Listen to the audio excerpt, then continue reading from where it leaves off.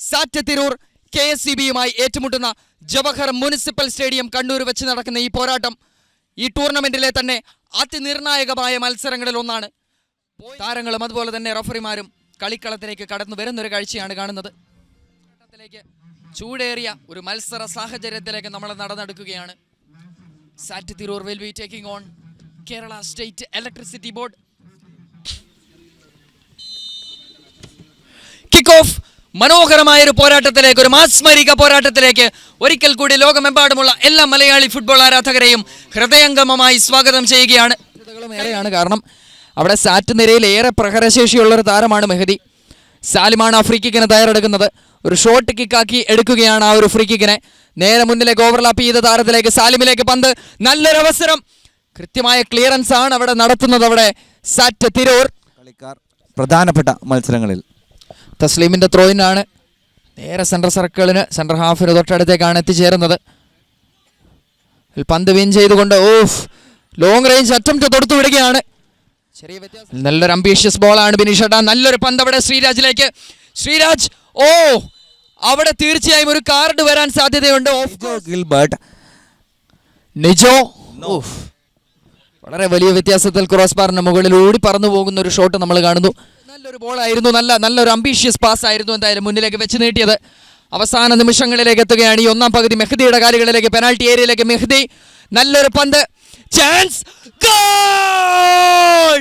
സാറ്റ് തിരൂർ മുന്നിലേക്ക് എത്തുന്നു. Captain rising up to the occasion. ഒരു ക്യാപ്റ്റന്റെ ഉത്തരവാദിത്വം എത്രത്തോളമാണ് എന്നുള്ളത് തീർച്ചയായും അക്കമിട്ട് തെളിയിക്കുകയാണ്. ഒരു ക്ലിയറൻസ് ഉണ്ടായിരുന്നു, അതിനുശേഷമാണ് ആ ബോള് മെഹദിയിലൂടെ കട്ട് ബാക്ക് പാസ്, കൃത്യമായ ഇൻസൈഡ് ഓഫ് ദ ഫുട്ട് കൊണ്ടുള്ള ടാപ്പിംഗ്, അല്പം പവറും കണ്ടെത്താൻ അതിൽ സാധിച്ചിട്ടുണ്ട്. മെഹദിയിലേക്ക്, ക്യാപ്റ്റനിൽ നിന്നും മെഹദിയിലേക്ക് നേരെ പന്ത്. മെഹദിയുടെ ഒരു അംബീഷ്യസ് ബോൾ നേരെ പെനാൽറ്റി ഏരിയയിലേക്ക്. നല്ലൊരു ഡെലിവറി, അഗൈൻ ചാൻസ്. മെഹദിയുടെ കാലുകളിലാണ് പന്ത്. മെഹദിയോ ചെസ് നമ്പർ 30 മെഹദിയുടെ കാലുകളിലേക്ക്. തൻവീറിന്റെ കാലുകളിലാണ് പന്ത്. മനോഹരമായ രീതിയിൽ ആ ഒരു സിറ്റുവേഷനെ ഹാൻഡിൽ ചെയ്യുകയാണ് അർഷാദിൽ നിന്ന്. നല്ലൊരു പന്ത്, ചാൻസ്. ഫായിസിന്റെ മനോഹരമായ ഒരു രക്ഷപ്പെടുത്തൽ. ഇടതുവശത്ത് കൂടെ ക്രോസ്. ഒന്നാം പകുതി അവസാനിക്കുകയാണ്. നിശ്ചിത ഒന്നാം പകുതിയിലെ വാശിയേറിയ ഒരു മത്സരത്തിന്റെ രണ്ടാം പകുതിയിലേക്ക് നമ്മൾ എത്തുമ്പോൾ സാറ്റ് തിരൂർ ലീഡിംഗ് 1 goals to 0. സാറ്റിന്റെ ടച്ചോടുകൂടി രണ്ടാം പകുതിക്ക് തുടക്കമാവുകയാണ്. സ്കോർ ലൈൻ കേരള പ്രീമിയർ ലീഗിലെ മറ്റൊരു മനോഹര പോരാട്ടം. ജോൺ പോൾഡിംഗ് ഗിഫ്റ്റിയുടെയും വരവ് ഒരല്പം പ്രതീക്ഷ നൽകുന്നു KSCBക്ക്. അതിനിടയിൽ ഗിഫ്റ്റി സീഗ്രേഷ്യസ് അവിടെ മെഹദിയെ പുഷ് ചെയ്യുന്നത് കാണാം. റഫറി അത് കണ്ടില്ല. സാറ്റ് തിരൂർ വീണ്ടും കളിക്കളത്തിലേക്ക്. 2-0 എന്ന സ്കോർ നിലയിലേക്ക്. It's again SAT Tirur for you. SAT Tirur ഇടതുവശത്ത് നിന്ന് വന്ന ആ മുന്നേറ്റം കൃത്യമായി ഡിഫൻഡറിനെ മറികടന്ന് ഡ്രിബിൾ ചെയ്ത് അർഷാദിന്റെ ആ പാരലൽ ബോള് കൃത്യമായിട്ടാണ് അത് സ്ലൈഡിങ്ങിലൂടെ ഗോൾ കണ്ടെത്തുന്നത്. ണ്ട് ഒരവസരം അവർക്ക് ലഭിച്ചിരുന്നു. രണ്ടാമത്തെ ഗോൾ കൺസീഡ് ചെയ്തതിന് അടുത്ത് തന്നെ ഒരു അവസരം ലഭിച്ചിരുന്നു. ഇത് KSCBയുടെ മറ്റൊരു അവസരം. How can you miss this Sreeraj? ഇവിടെ പന്ത് കൃത്യമായി കൈപ്പിടിയിൽ കാൽപ്പിടിയിൽ ഒതുക്കി അവിടെ മെഹദിയുടെ കാലുകളിലേക്ക് തിരികെ എത്തുകയാണ്. മെഹദിയിൽ നിന്ന് നല്ലൊരു അംബീഷ്യസ് ബോള്. ലെഫ്റ്റ് ഫ്ലാങ്കിൽ നിന്ന് നല്ലൊരു പന്ത്. അവിടെ ഓഫ് സൈഡിന് വേണ്ടിയുള്ള ഒരു കോൾ ഉണ്ട്, പക്ഷെ നൽകുന്നില്ല. നല്ലൊരു അവസരം.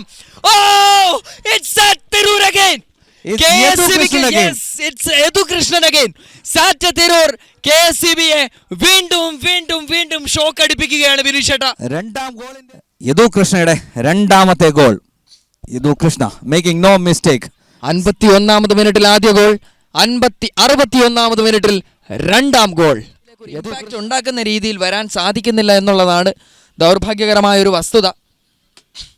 നല്ലൊരു ടച്ച്, ഒന്നാം തരം ഒരു അവസരം.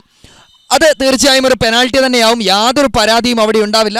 That will of course be a penalty. അവിടെ ആ ഒരു കിക്ക് എടുക്കാനായി തയ്യാറെടുക്കുന്നത് ജേഴ്സി നമ്പർ 6 അർജുൻ. Because ഇതുവരെ KSCBയുടെ ദിവസമായിരുന്നില്ല. Let's see whether Arjun can score. Yes, Arjun scores.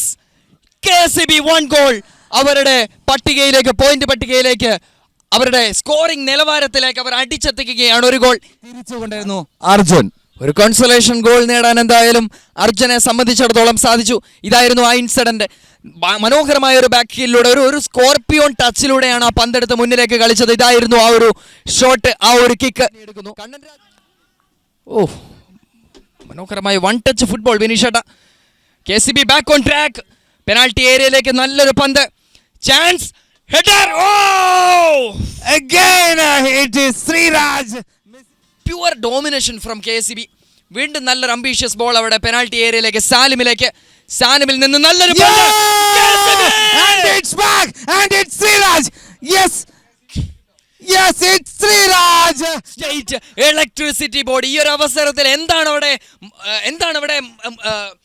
സാറ്റ് തിരൂർ ലാക്ക് ചെയ്യുന്നത് ബിനീഷേട്ടാ? യെസ്, ആയിട്ട് KCB സൂപ്പർ 6ലേക്ക് വരുന്നു. അതിനുശേഷം ആദ്യം 3 മത്സരങ്ങൾ തോൽക്കുന്നു.